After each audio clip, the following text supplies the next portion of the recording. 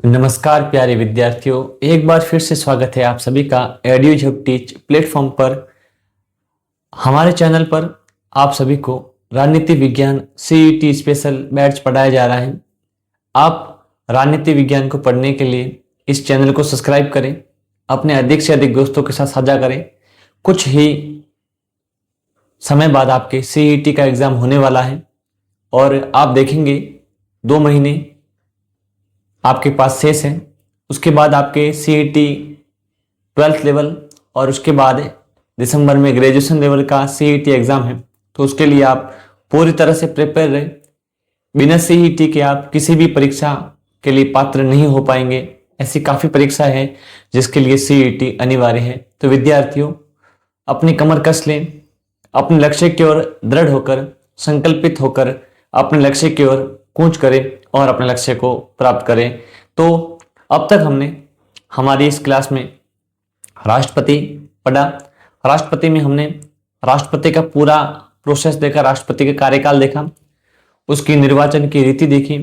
उसके बाद हमने देखा राष्ट्रपति पर महाभियोग प्रक्रिया देखी और हमने राष्ट्रपति के अंत में समाधान शक्ति देखी कि राष्ट्रपति संविधान के अनुच्छेद 72 के द्वारा समाधान की शक्ति का प्रयोग करता है। अब हम राष्ट्रपति के अंतिम चरण में हैं, जिसमें हम देखेंगे कि राष्ट्रपति के पास कौन कौन सी शक्तियां होती हैं या किन शक्तियों का प्रयोग राष्ट्रपति के द्वारा किया जाता है। हम उन शक्तियों को एक एक करके पढ़ेंगे। तो विद्यार्थियों, सबसे पहले हम देखते हैं राष्ट्रपति की शक्तियां किन भागों में बांटी गई हैं। सबसे पहले हमें ये जानना जरूरी है कि राष्ट्रपति की शक्तियां कितने प्रकार की होती है या राष्ट्रपति कौन कौन सी शक्तियों का उपयोग करता है। तो सबसे पहले हम देखते हैं यहां पर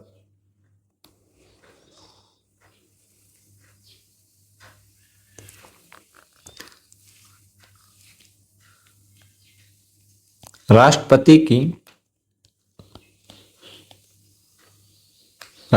की शक्तियां। अब पावर ऑफ प्रेसिडेंट के पास कौन कौन सी पावर होती है, अब हम उनके बारे में चर्चा कर रहे हैं। ठीक है,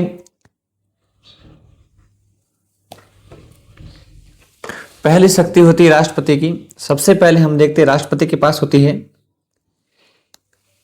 इसको हम 5-6 भागों में बांटेंगे। ठीक है ना। तो सबसे पहले हम इनको एक अलग से भागों में बांट लेते हैं। ये कौन कौन से प्रकार की होती है।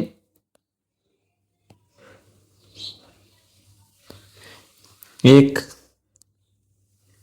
2, 3, 4,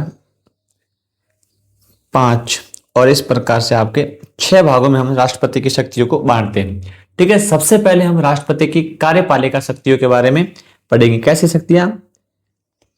कार्यपालिका शक्ति। राष्ट्रपति का कार्यपालिका से संबंध कौन कौन से पावर है। उसके बाद हम राष्ट्रपति के देखेंगे न्यायिक शक्तियां। दूसरे प्रकार की शक्तियां आती है न्यायिक शक्तियां। तीसरे प्रकार के हम देखेंगे विधायी शक्तियां। विधायी शक्तियों के बाद राष्ट्रपति की होती है वित्तीय शक्तियां। वित्तीय शक्तियों के बाद आती है आपके सैन्य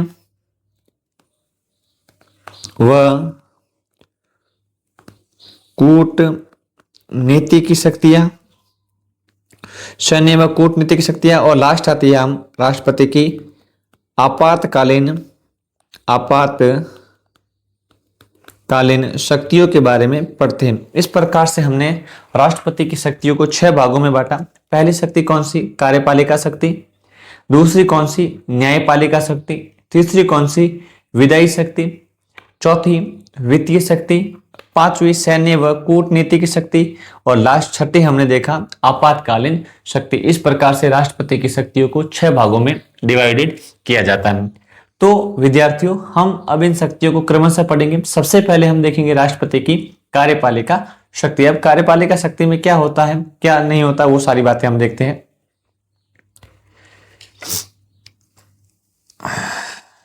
एक सेकंड। हाँ,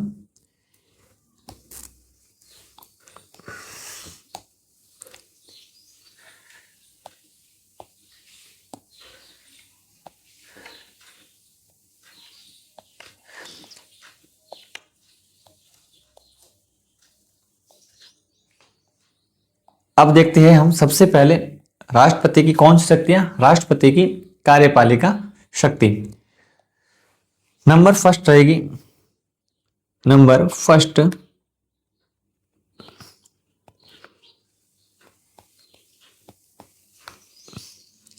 कार्यपालिका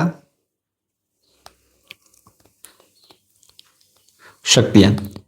अब देखिए दोस्तों, कार्यपालिका शक्तियां क्या होती है। कार्यपालिका शक्ति के अंदर राष्ट्रपति को कार्यपालिका कहा जाता है कि संघीय कार्यपालिका शक्ति राष्ट्रपति में निहित होती है, और राष्ट्रपति कार्यपालिका शक्ति का या तो स्वयं प्रयोग करता है या फिर अपने अधीनस्थों के माध्यम से प्रयोग करता है। तो पहली बात आपको ध्यान रखना है कि जो कार्यपालिका शक्ति होती है वह किसमें अंतर्निहित होती है, वह राष्ट्रपति में अंतर्निहित होती है। तो पहली बात इसमें संघ की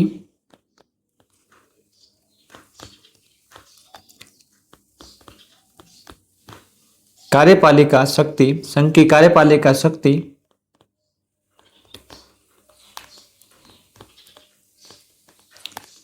राष्ट्रपति में निहित, ये पहली बात आपको ध्यान रखना है, निहित होती है। उसका प्रयोग या तो वो स्वयं करता है, उसका प्रयोग स्वयं या अपने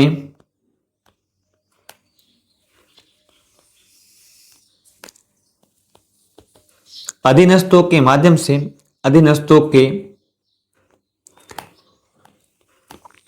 माध्यम से करता है, अधीनस्थों के माध्यम से करता है। इस प्रकार से हमने देखा, सबसे पहले संविधान के अनुच्छेद 53 में लिखा गया है कि जो संघ की जितनी भी कार्यपालिका शक्ति होती है वह निहित किस में होती है, राष्ट्रपति में होती है। ठीक है, सवाल आएगा कि संघ की कार्यपालिका शक्ति किस में निहित होती है, तो प्रधानमंत्री न करके आपको वहां पर राष्ट्रपति शब्द, राष्ट्रपति में ही सारी शक्तियां निहित होती है। उसका प्रयोग वह स्वयं लगभग नहीं करता, वह अपने अधीनस्थों के माध्यम से, और यहाँ पर अधीनस्थों का तात्पर्य है प्रधानमंत्री और उसका मंत्रिपरिषद। उसके बाद अगला आता है राष्ट्रपति को सलाह देने के लिए मंत्रिपरिषद। अगली बात क्या आती है, जो ये अधीनस्थ है ना, इसकी बात आती है कि राष्ट्रपति जो कार्य करता है उसको सलाह देने के लिए, गाइडेंस करने के लिए एक मंत्री परिषद होगी। ठीक है, और प्रधानमंत्री और मंत्रियों की नियुक्ति राष्ट्रपति करता है। तो ये होगी अगली कार्यपालिका शक्ति। तो अगली बात आएगी राष्ट्रपति को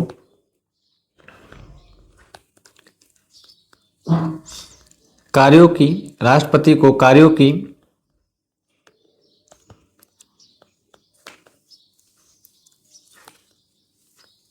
सलाह देने के लिए मंत्रिपरिषद होगी, ठीक है।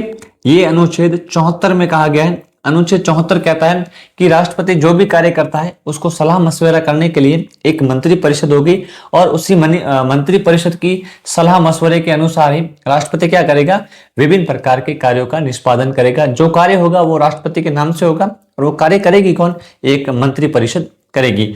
उसके बाद हमने क्या देखा कि संविधान का अनुच्छेद 75 कहता है कि राष्ट्रपति क्या करेगा, प्रधानमंत्री की नियुक्ति करेगा, और प्रधानमंत्री की सलाह पर अन्य मंत्रियों की नियुक्ति करता है। अगली कार्यपालिका शक्ति क्या होती है, यह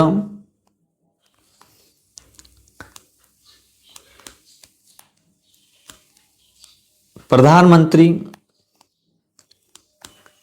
की नियुक्ति करता है तथा प्रधानमंत्री की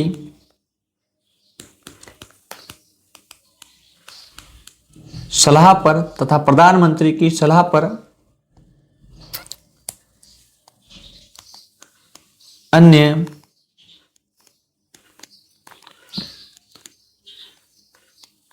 मंत्रियों को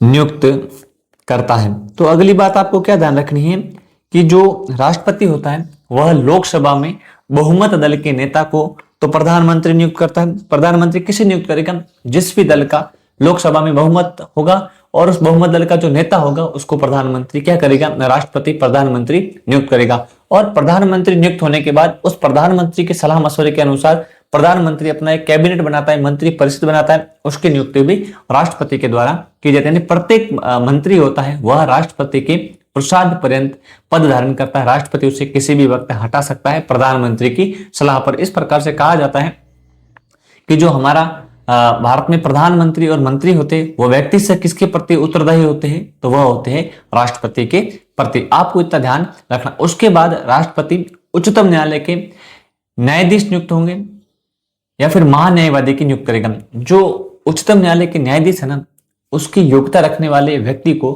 भारत का महान्यायवादी नियुक्त करता है। क्या करता है ये देखिए।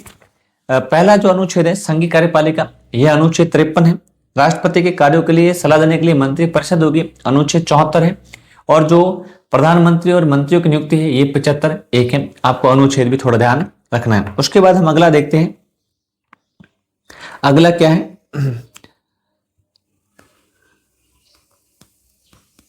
सर्वोच्च न्यायालय के सर्वोच्च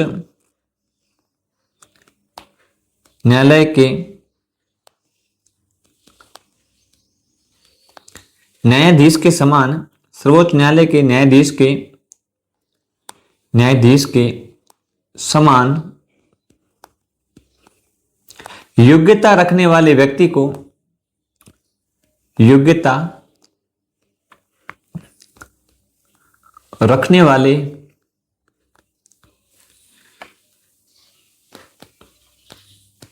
व्यक्ति को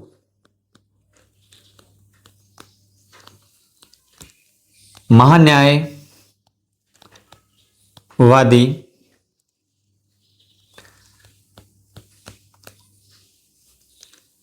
नियुक्त करता है। तो महान्यायवादी की नियुक्ति भी कौन करता है? ये सारी जो नियुक्तियां होती है, ये नियुक्तियां सारी की सारी कार्यपालिका शक्ति, क्योंकि कार्य करने के लिए क्या होता है कि राष्ट्रपति अपने कार्यपालिका शक्तियों का प्रयोग करके विभिन्न प्रकार के पदाधिकारियों की नियुक्ति करता है। उसके बाद आता है एक शक्ति और है इसकी कि जो राष्ट्रपति को जानकारी देने के संबंध में प्रधानमंत्री का कर्तव्य है। सरकार क्या कार्य कर रही है उन सभी कार्यों की जानकारी राष्ट्रपति को प्रधानमंत्री को देने का कर्तव्य होता है। यह एक प्रकार की राष्ट्रपति की शक्ति है। राष्ट्रपति किसी भी समय सरकार के कार्यों का ब्यौरा जानकारी मांग सकती है और प्रधानमंत्री का कर्तव्य होता है कि वह उसकी जानकारी किसको प्रदान करे? राष्ट्रपति को वह प्रदान करेगा। इस प्रकार से हमने देखा कि राष्ट्रपति बहुत एक पावरफुल पद है, लेकिन उसका प्रयोग सर्वाधिक कौन करता है? प्रधानमंत्री और उसकी मंत्रिपरिषद। तो अगला आता है इसकी शक्ति क्या है?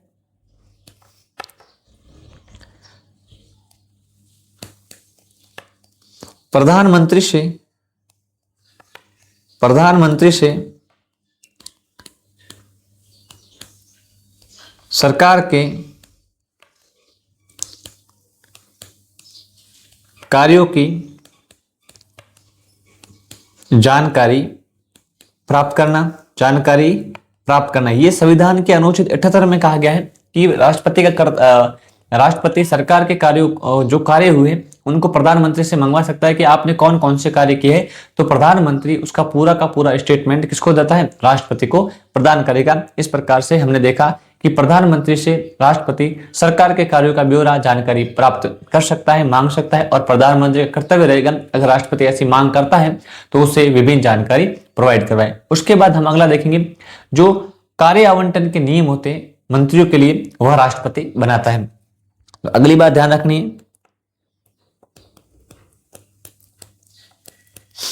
मंत्रियों के लिए कार्य आवंटन के नियम। मंत्रियों के लिए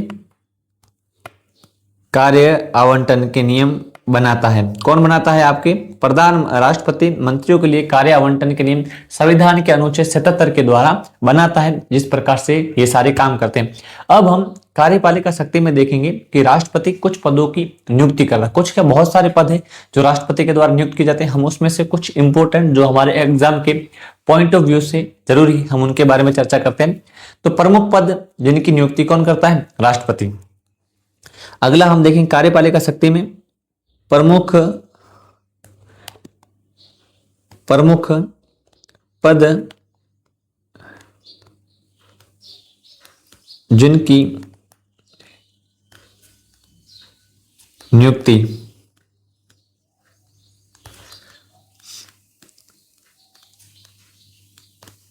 राष्ट्रपति द्वारा होती है। ठीक है, जिस राष्ट्रपति द्वारा होती है। पहला आता है, हम पहला पद देखते हैं, भारत का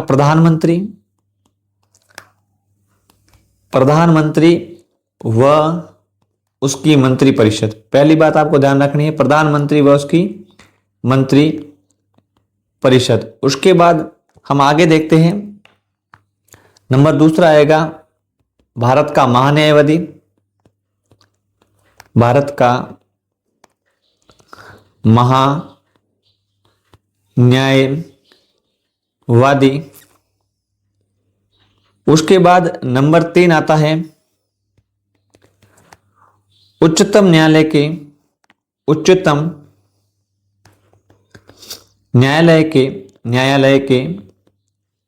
के मुख्य न्यायाधीश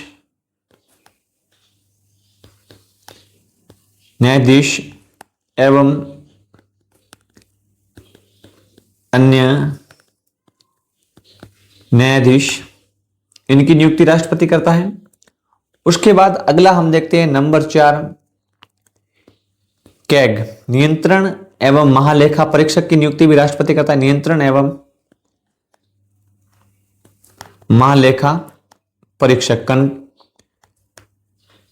नियंत्रण एवं महालेखा परीक्षक, इसको हम कहते हैं कैग। ठीक है, अनुच्छेद 148 के तहत कैग की नियुक्ति भी राष्ट्रपति के द्वारा की जाती है। उसके बाद हम देखते हैं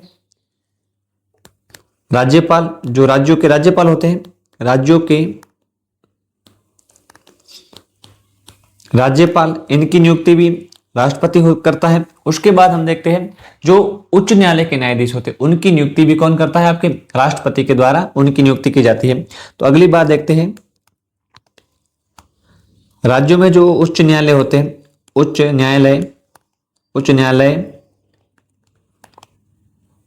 के मुख्य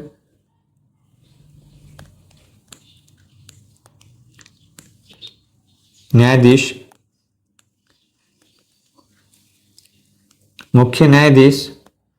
एवं अन्य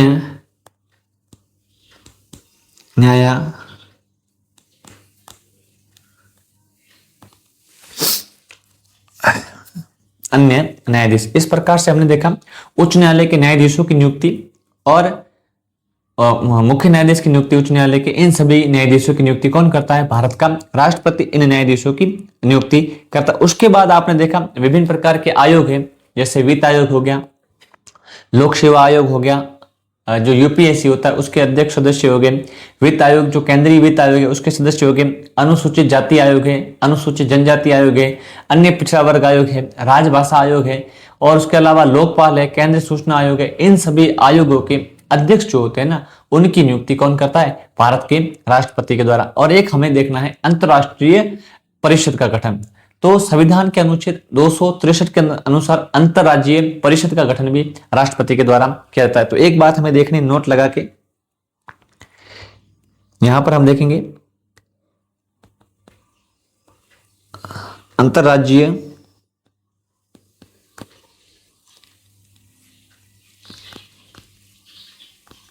परिषद का गठन भी राष्ट्रपति के द्वारा किया जाता है। अंतरराज्यीय परिषद का गठन भी कौन करता है? आपके राष्ट्रपति करता है। तो आपको मुख्य रूप से इन पदों के बारे में आपको पता होना चाहिए कि इनकी नियुक्ति राष्ट्रपति करता है। जैसे प्रधानमंत्री और उसकी मंत्रिपरिषद, जितने भी मंत्री है उसकी नियुक्ति, भारत के उच्चतम न्यायालय के मुख्य न्यायाधीश और अन्य न्यायाधीश, भारत के नियंत्रण एवं लेखा परीक्षक कै की नियुक्ति, महान्यायवादी की नियुक्ति, राज्यों के राज्यपाल की नियुक्ति, विभिन्न राज्य जहां पर उच्च न्यायालय हैं उनके मुख्य न्यायाधीश और अन्य न्यायाधीशों की नियुक्ति, और राज्यों में विवादों का निपटारा करने के लिए अंतर्राज्यीय परिषद का गठन भी राष्ट्रपति के द्वारा किया जाता है। इस प्रकार से हमने देखा राष्ट्रपति एक महत्वपूर्ण पद है जो विभिन्न पदों की नियुक्तियां करता है। अगला हम देखते हैं नेक्स्ट,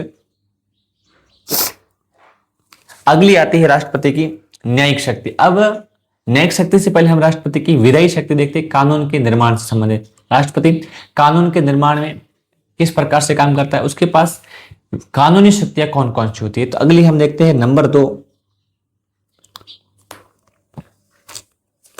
राष्ट्रपति की विधायी शक्ति। तो राष्ट्रपति के पास विधायी शक्तियों के रूप में बहुत सारी शक्तियां होती हैं। जैसे पहली बात तो हमें देखना है, राष्ट्रपति लोकसभा और राज्यसभा से मिलकर संसद का गठन होता है। इस प्रकार से राष्ट्रपति संसद का अभिन्न अंग होता है। पहली बात तो आपको ध्यान रखनी, एक तो शक्ति इसके पास इस पद से ही आगे कि वह क्या होता है, संसद का अभिन्न सदस्य होता है। पहली बात तो आपको यह रखना है, ठीक है। तो पहली बात हम देखेंगे इसमें, वह संसद का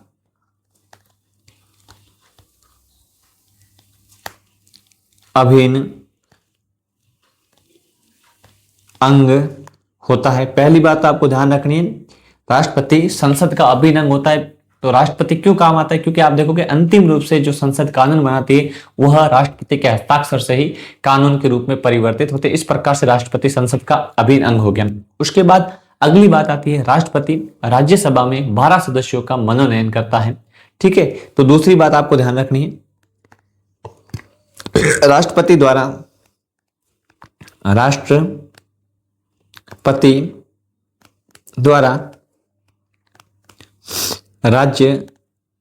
सभा में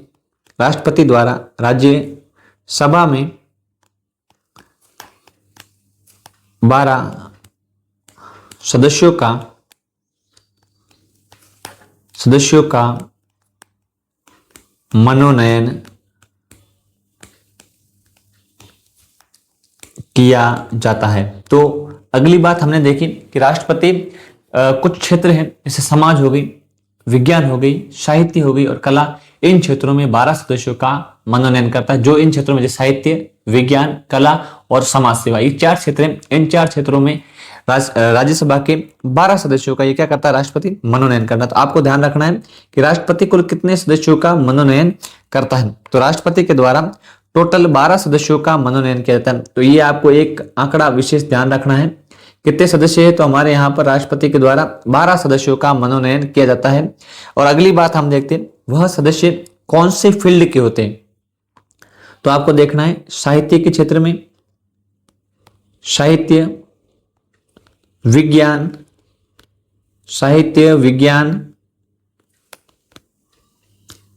कला व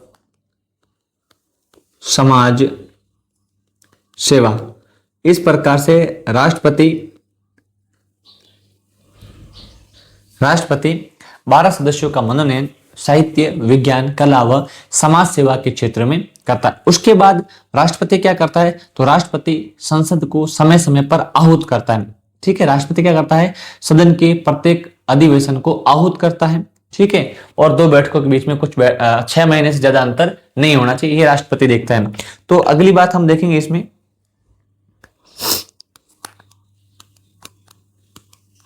अगला काम है राष्ट्रपति का संसद को समय पर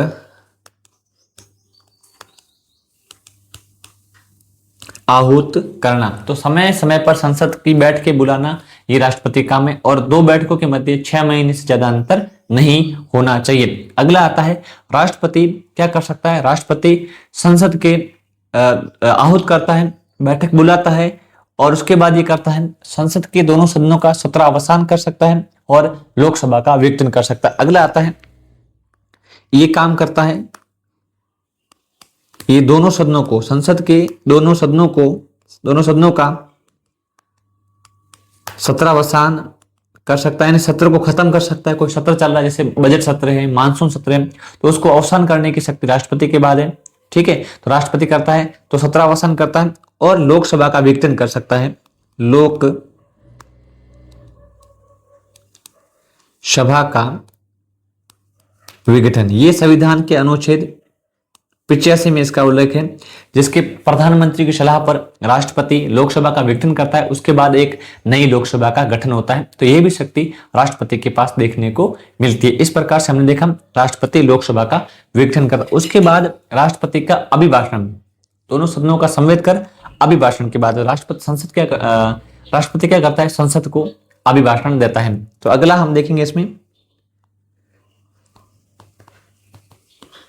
संसद में एक तो ये देता है अभिभाषण। ठीक है, संसद में अभिभाषण करना, यानी इसमें क्या होता है कि राष्ट्रपति कोई लंबित विधेयक होता है, उस विधेयक के संबंध में संदेश या कोई अन्य संदेश भेजता है, राष्ट्रपति का अधिकार होता है। जैसे कि कोई ऐसा विधेयक है जो लंबे समय से लंबित पड़ा है, तो राष्ट्रपति उसके संबंध में उसको संदेश भेज सकता है और अभिभाषण दे सकता है एक बैठक बुलाकर। लेकिन अब तक ऐसा देखा नहीं गया कि भारत में राष्ट्रपति ने किसी लंबित विधेयक के माध्यम से अभिभाषण किया हो, उस विधेयक को पढ़ के बोला हो, ऐसा अभी तक नहीं हुआ। उसके बाद आता है राष्ट्रपति का विशेष अभिभाषण। फिर देखते हैं, फिर आता है विशेष अभिभाषण, ये संसद में करता है विशेष अभिभाषण। ये होता है जब संसद गठन होती है, लोकसभा और राज्यसभा, तो दोनों सदनों का जो पहला साल का पहला अधिवेशन होता है, उसमें राष्ट्रपति विशेष अभिभाषण देता है और संसद के गठित होने के कारणों को बताता है। तो सवाल आता है कि राष्ट्रपति अपने कौन से भाषण के दौरान, कौन से अभिभाषण के दौरान, तो कौन सा है, विशेष अभिभाषण के दौरान संसद के गठन के कारणों को बताता है। क्या बताता है, संसद को उसके आह्वान के कारण बताता है। इसमें क्या करता है राष्ट्रपति, संसद के गठन या आह्वान के कारण बताता है। ये आपको ध्यान रखना है कि जब राष्ट्रपति विशेष अभिभाषण करता है, ये हर साल करेगा जब नई लोकसभा गठित होगी और प्रत्येक वर्ष में जो पहली बैठक होगी उसमें राष्ट्रपति दोनों सदनों को सम्मिलित रूप से विशेष अभिभाषण देगा और दोनों सदनों को उनके आह्वान, उनको गठित करने का कारण बताएगा कि आपको क्या गठन किया गया, आपको क्या क्या कार्य करना है, वो सारे राष्ट्रपति अपने अभिभाषण के माध्यम से अपने विचारों को अभिव्यक्त करता है। ठीक है, तो इस प्रकार से हमने देखी राष्ट्रपति की कुछ विधायी शक्तियां। अगला हम देखते हैं राष्ट्रपति के द्वारा संयुक्त बैठक का बुलाना। अगली हम बात करते हैं राष्ट्रपति की कौन सी शक्ति, संयुक्त बैठक। तो संयुक्त, अगला हम देखेंगे राष्ट्रपति शक्ति में संयुक्त बैठक बुलाना। अब आता है कि राष्ट्रपति के द्वारा संयुक्त बैठक क्यों बुलाई जाती है। यह भी एक प्रश्न होता है कि राष्ट्रपति संयुक्त बैठक क्यों बुलाते हैं। कभी कभी क्या होता है कि जब संसद के दोनों सदनों के मध्य किसी विधेयक के मामले में मतभेद हो जाता है, तो उस मतभेद के कारण वह विधेयक बहुत लंबे समय तक खींचता जाता है, वह पारित होता ही नहीं। ठीक है, यानी लगभग 6 महीने से ज्यादा अगर किसी विधेयक को हो जाते हैं तो क्या होता है कि वह विधेयक पारित नहीं होता, और विधेयक पारित नहीं होने के कारण क्या होता है, राष्ट्रपति को संयुक्त बैठक बुलानी होती है। संयुक्त बैठक में लोकसभा और राज्यसभा दोनों ही के सदस्य बैठते हैं और उस विधेयक पर चर्चा करते हैं और अंतिम रूप से जो बहुमत आएगा उस बहुमत के आधार पर या तो विधेयक पारित हो जाता है या फिर विधेयक गिर जाता है। तो संयुक्त बैठक बुलाने का काम किसका होता है, राष्ट्रपति संयुक्त बैठक बुलाता है। क्यों बुलाता है, तो बुलाने का कारण है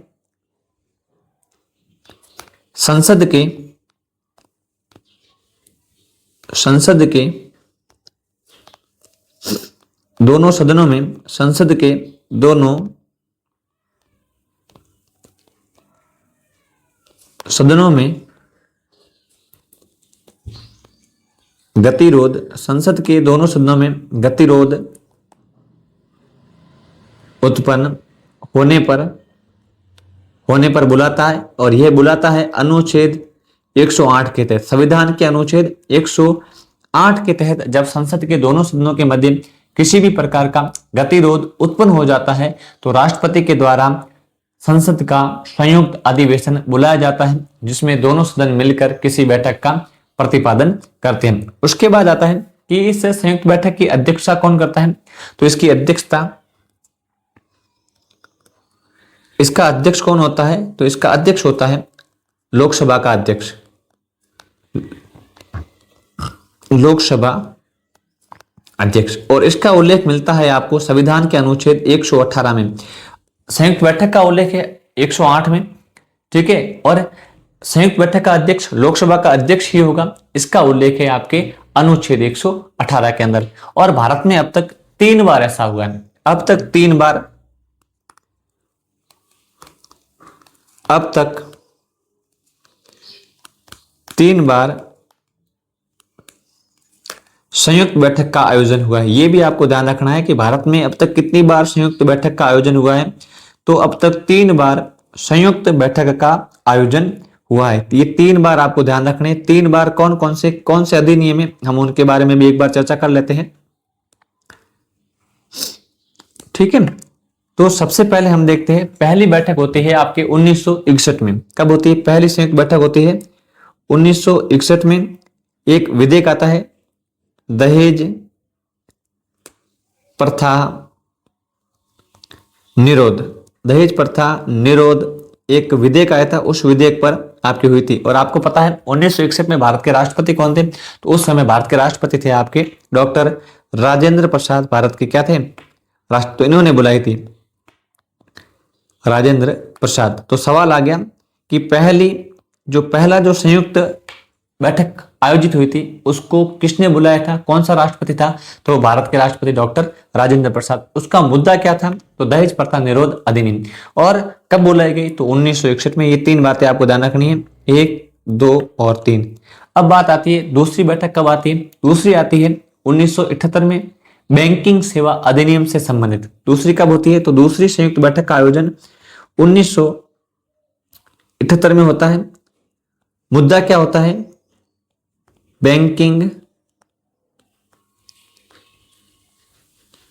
बैंकिंग सेवा अधिनियम से संबंधित है, तो आपको ध्यान रखना है। और इस समय अपने भारत के राष्ट्रपति 1978 में भारत के राष्ट्रपति थे नीलम संजीव रेड्डी। वे राष्ट्रपति जो निर्विरोध जीते थे। तो क्या नाम है? नीलम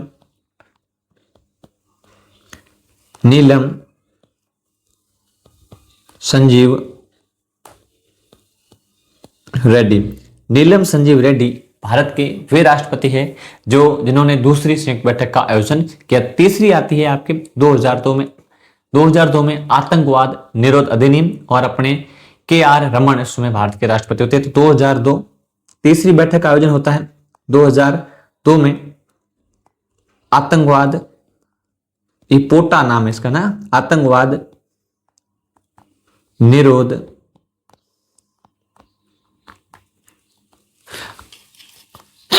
अधिनियम, आतंकवाद निरोध अधिनियम। और इस समय अपने भारत के राष्ट्रपति कौन थे? तो KR रमन। ये आपको ध्यान रखनी है। 3 संयुक्त बैठकें, और तीनों संयुक्त बैठकों का मैंने आपको बता दिया कि कौन सी बैठक किस समय आयोजित हुई थी। पहली बैठक नंबर 1, उसके बाद आपके नंबर 2, और उसके बाद आपको ध्यान रखनी है नंबर 3। इस प्रकार से 3 संयुक्त बैठकों का आयोजन होगा। नंबर 1, नंबर 2 और नंबर 3। यानी अब तक अपने भारत में 3 बार संयुक्त बैठकों का आयोजन हो चुका है, और वो आपके सामने प्रस्तुत है। अब उसके बाद देखते हैं विधेयकों पर अनुमति। जब संसद के द्वारा किसी भी प्रकार का विधेयक लाया जाता है तो वह विधेयक किस प्रकार से आपके अप्लाइड होता है, किस प्रकार से वह कानून बनता है, और राष्ट्रपति के पास उसके क्या शक्तियां होती हैं, हम उसके बारे में चर्चा करेंगे। तो अगली बात हम देखते हैं राष्ट्रपति के द्वारा विधेयकों पर अनुमति देना। ये सारी यानी राष्ट्रपति की अनुमति होती है, तो विधेयक पर राष्ट्रपति की अनुमति आवश्यक होती है। तो अगली हमारे पास राष्ट्रपति की शक्ति क्या रहेगी? विधेयकों पर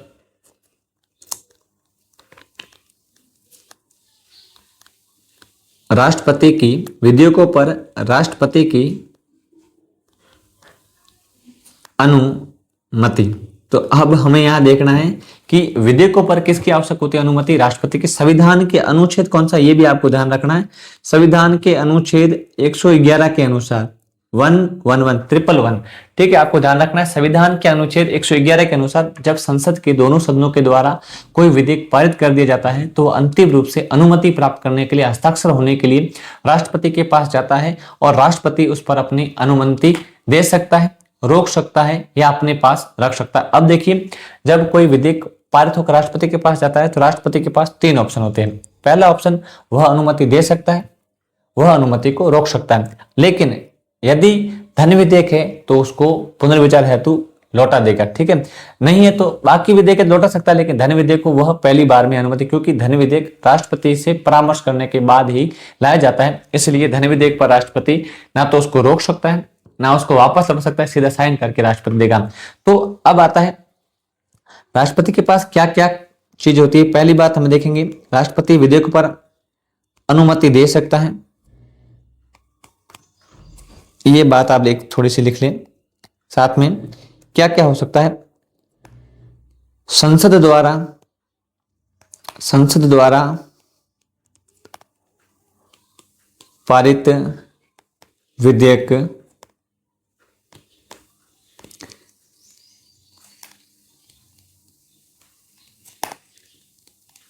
राष्ट्रपति के पास, विधेयक राष्ट्रपति के पास जाता है। अब राष्ट्रपति क्या करेगा, राष्ट्रपति नंबर फर्स्ट आप देखोगे वह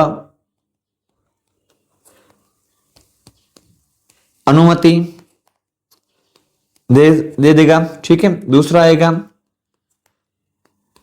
दूसरी बात है अपने पास रोक ले या अपने पास रोक सकता है। उसके बाद तीसरा आता है, यदि वह धन विधेयक नहीं है, अगर धन विधेयक नहीं है तो उस विधेयक को पुनर्विचार के लिए लौटा देगा। तीसरी बात आती है, यदि विधेयक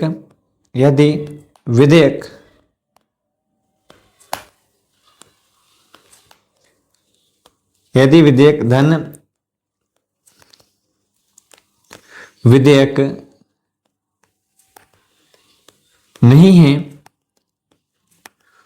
तो उसे पुनर्विचार हेतु लौटा सकता है, पुनर्विचार हेतु लौटा सकता है। तो आपको बस इतना ही ध्यान रखना है, 3 काम राष्ट्रपति कर सकता है। अगर धन विधेयक है तो धन विधेयक पर राष्ट्रपति सीधी ही अनुमति दे देगा, धन विधेयक को राष्ट्रपति अपने पास रोक कर नहीं रख सकता। दूसरी बात है, अगर कोई धन विधेयक के अलावा विधेयक है तो उस पर अनुमति दे सकते हैं, अपने पास रोक सकता है और उसको संसद को एक बार, केवल कितनी बार, एक बार पुनर्विचार के लिए लौटा सकता है, ठीक है। अब देखिए आपके सामने वो सारे मैं आपको विधेयक बताता हूं। 4 प्रकार के विधेयक होते हैं। एक तो होता है साधारण विधेयक, दूसरा होता है धन विधेयक और तीसरा होता है संविधान संशोधन विधेयक। उस पर राष्ट्रपति की क्या प्रतिक्रिया होती है, एक मैं पूरा चार्ट फ्लो के माध्यम से आपको समझाता हूं। सबसे पहले हम एक चार्ट लेते हैं, ठीक। इसमें आपके 3 विधेयक और एक स्टेटमेंट आएगा। तो हम देखते हैं इसको।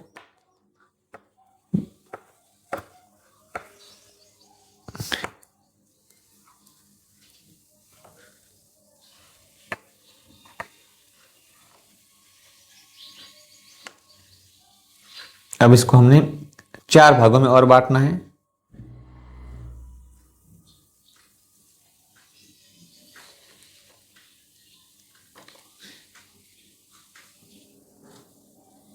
अब हम देखते हैं कि राष्ट्रपति इस पर क्या प्रतिक्रिया करता है। सबसे पहले तो हम नंबर देखते हैं, क्रम संख्या लगाते हैं। क्रम संख्या 1, 2 और 3, ठीक। उसके बाद विधेयक का नाम लिखते हैं, विधेयक का प्रकार क्या है, विधेयक। उसके बाद हम देखते हैं स्वीकृति देगा या नहीं देगा। उसके बाद आएगा अस्वीकृत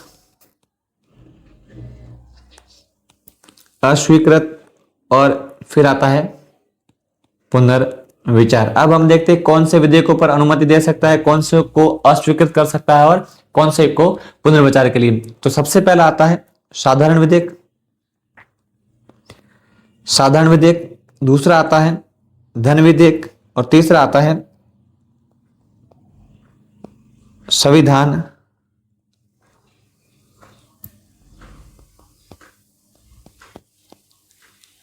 संविधान संशोधन विधेयक। अब हमारे सामने तीन प्रकार के विधेयक हैं। अब इन पर राष्ट्रपति की प्रतिक्रिया क्या होगी। तो पहली बात, स्वीकृति दे सकता है, अस्वीकृत कर सकता है और लौटा सकता है। यानी साधारण विधेयक पर राष्ट्रपति तीनों ही प्रतिक्रिया कर सकता है।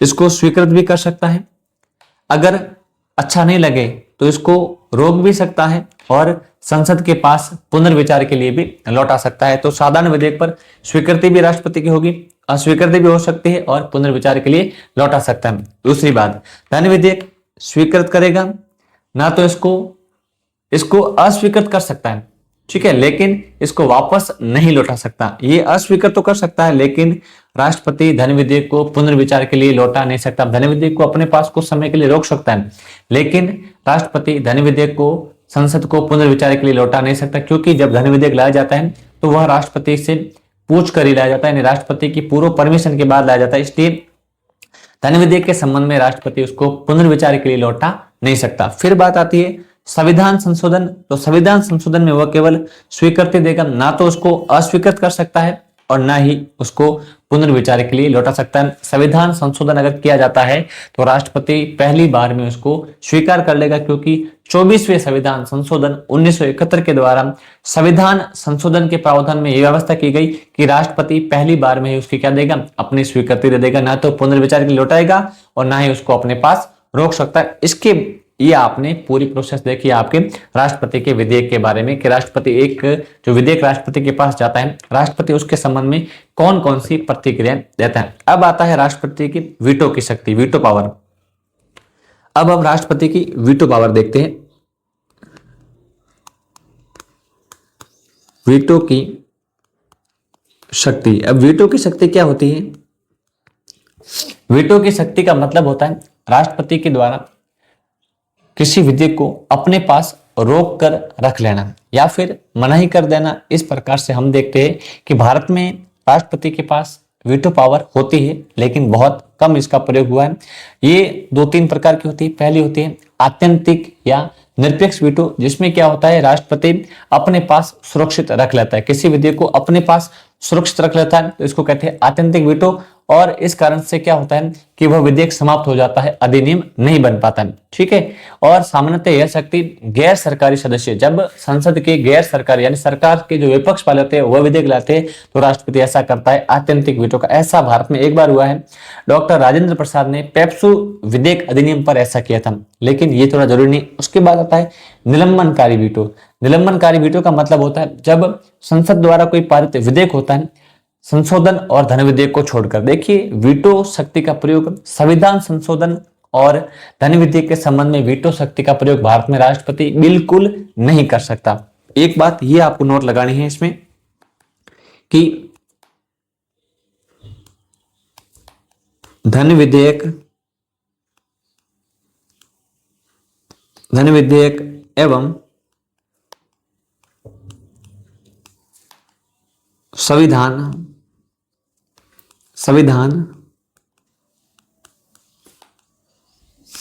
संशोधन के विधेयक पर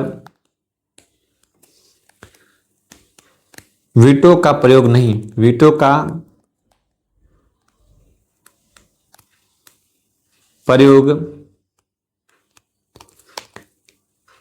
कर सकता, ठीक है। तो पहली बात आपको ध्यान रखना है कि राष्ट्रपति धन विधेयक और संविधान संशोधन के मामले में अगर कोई विधेयक आया है तो उसके मामले में वीटो का प्रयोग नहीं कर सकता।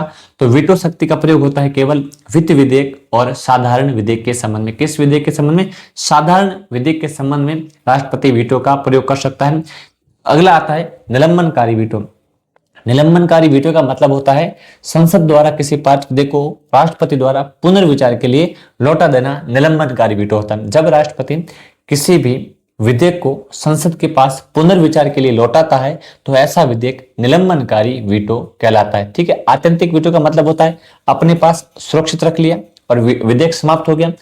उसके बाद आ गया निलंबनकारी वीटो। निलंबनकारी का मतलब होता है मुझे आपका विधेयक अच्छा नहीं है इसलिए आप इसको एक बार रीचेक करो, यानी पुनर्विचार के लिए लौटाना किसी विधेयक को निलंबनकारी शक्ति का प्रयोग होता है। और लास्ट आता है अपने तीसरा वीटो, जेबी वीटो। जेबी वीटो का मतलब होता है इस विधेयक पर राष्ट्रपति न तो सहमति देता है और न ही अस्वीकृति करता है, अपने जेब में यानी अपने पास पड़ा नहीं देता है, कोई भी प्रतिक्रिया नहीं देता, तो ऐसे वीटो को जेबी वीटो कहा जाता है। ऐसा केवल एक बार प्रयोग हुआ था 1986 में। भारत के राष्ट्रपति है ज्ञानी जेल सिंह, उनके द्वारा भारतीय डाकघर अधिनियम को अपने पास रखकर छोड़ दिया, ना तो कोई प्रतिक्रिया दी और ना ही वापस उसको सहमति प्रदान दी, ना तो स्वीकार किया ना ही अस्वीकार किया, बस अपने पास पड़े रहे।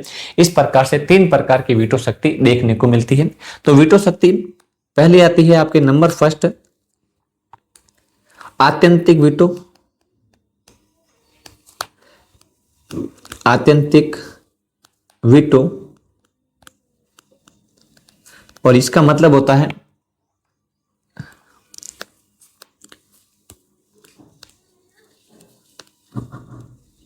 विधेयक को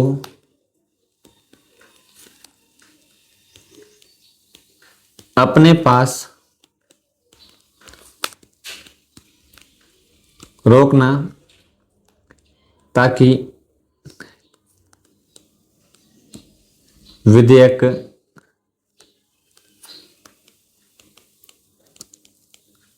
समाप्त हो जाए।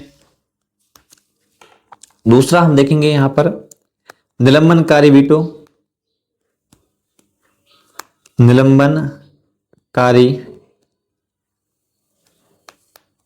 निलंबनकारी वीटो, इसमें आएगा आपके विधेयक को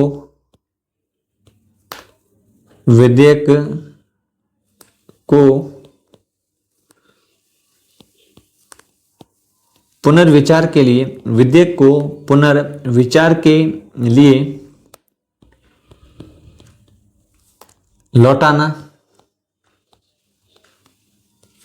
और लास्ट हम देखेंगे जेबी, या इसको कहते हैं पॉकेट वीटो। पॉकेट वीटो में क्या होगा विद्यार्थियों, इसमें न तो विधेयक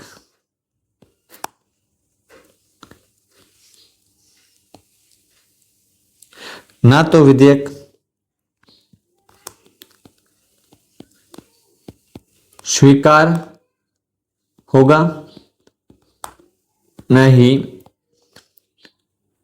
अस्वीकार। ठीक है, इसमें कोई प्रतिक्रिया नहीं होगी, बस ये पड़ा रहेगा। और ये इसका आपका ध्यान रखना है कि जेबी वीटो का अपने भारत में एक बार प्रयोग हुआ है। इसका एक बार प्रयोग 1986 में ज्ञानी जेल सिंह द्वारा, भारत के राष्ट्रपति ज्ञानी जेल सिंह द्वारा डाकघर अधिनियम, एक डाकघर का अधिनियम था, उस पर इसका एक बार प्रयोग किया गया। इस प्रकार से हमने देखी जेबी वीटो, जो वीटो कितने प्रकार की होती है और उनमें क्या क्या प्रोसेस होती है वो देखा। और हमारे एक बार जेबी वीटो का प्रयोग हुआ था तो वो भी मैंने आपको बता दिया 1986 में भारत के राष्ट्रपति ज्ञानी जेल सिंह द्वारा डाकघर विधेयक अधिनियम पर जेबी वीटो या पॉकेट वीटो का प्रयोग किया गया। अगला हम देखेंगे राष्ट्रपति द्वारा अध्यादेश प्रख्यापित करना। अगली विधायी शक्ति कौन सी होगी, अध्यादेश प्रख्यापित करना। तो नेक्स्ट देखते हैं हम अध्यादेश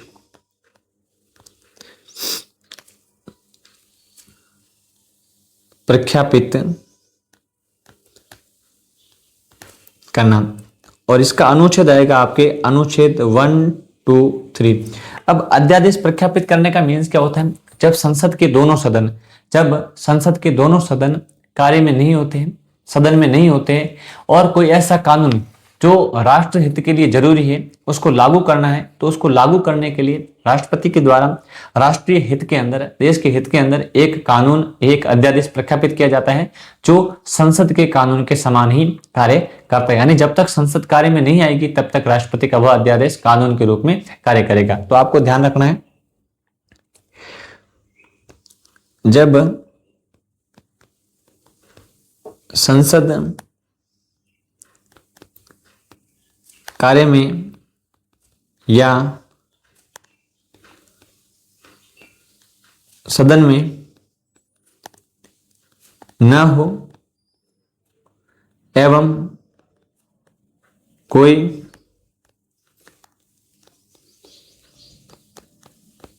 राष्ट्रीय हित के मामले पर, राष्ट्रीय हित के मामले पर कानून बनाना आवश्यक है, तो राष्ट्रपति उस पर अध्यादेश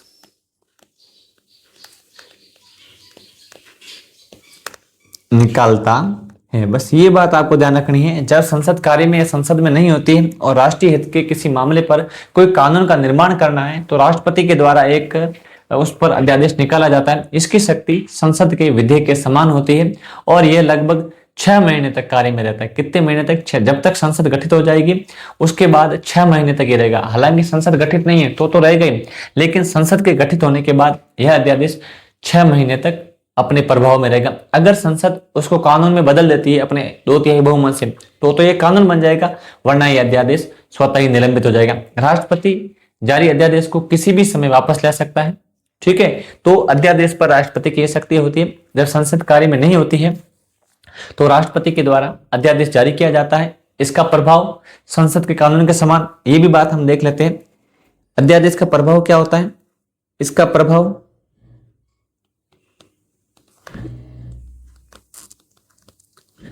संसद के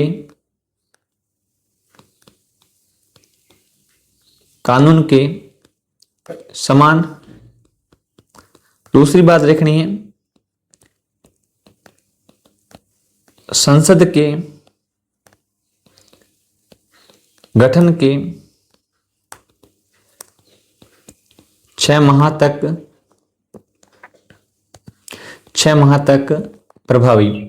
और ये संसद के गठन होने के बाद कितने महीने तक? तो 6 माह तक प्रभावी रहेगा। उसके बाद ये स्वतः ही क्या हो जाएगा? इस प्रभाव खत्म हो जाएगा।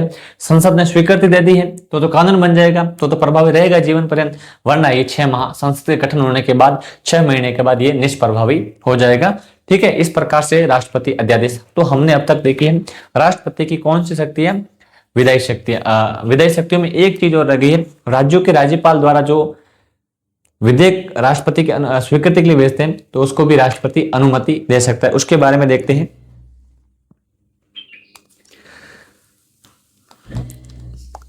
राज्यपालों द्वारा, राज्यों के राज्यपालों द्वारा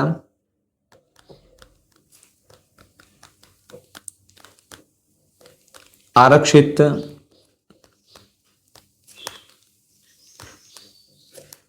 विधेयकों पर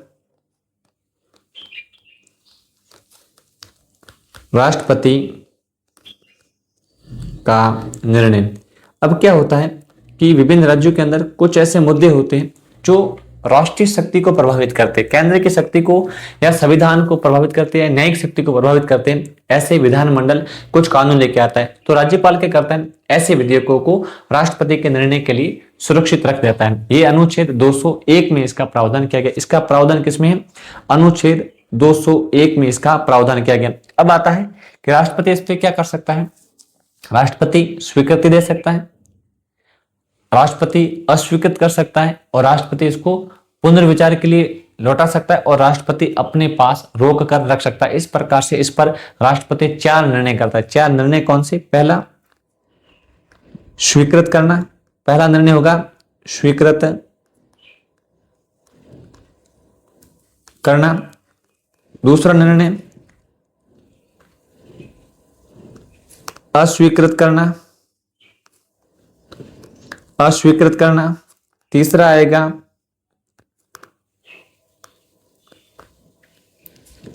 पुनर्विचार हेतु लौटाना या फिर उसको रोक लेना। अगला क्या करना? रोक लेना। राष्ट्रपति प्रतिक्रिया देने के लिए बाध्य नहीं। इस प्रकार से राज्यपाल द्वारा जो राष्ट्रपति के लिए विधेयक आरक्षित रखे जाते हैं उस पर राष्ट्रपति स्वीकृत करना, अस्वीकृत करना, पुनर्विचार तो लौटाना और रोक लेना ये निर्णय कर सकता है। धन्यवाद दोस्तों। आज की क्लास में हम राष्ट्रपति की 2 ही शक्तियां पढ़ेंगे।